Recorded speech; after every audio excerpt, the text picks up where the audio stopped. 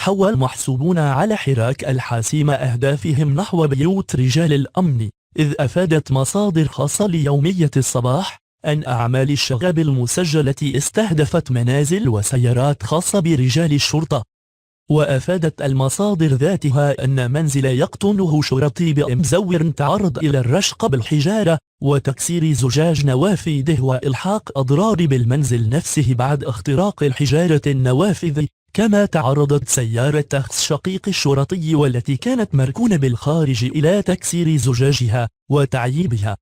وفي الإطار نفسه تضيف ذات المصادر أن الاستفزازات أخذت منعطفا مغايرا لشعارات الحراك، إذ يجري أيضا استهداف رجال الشرطة أثناء وجودهم فرادى، وهو ما تعرض له شرطي آخر بعد أن رشقه المحتجون في اليوم نفسه قرب حي سيد عابد بالحسيمة.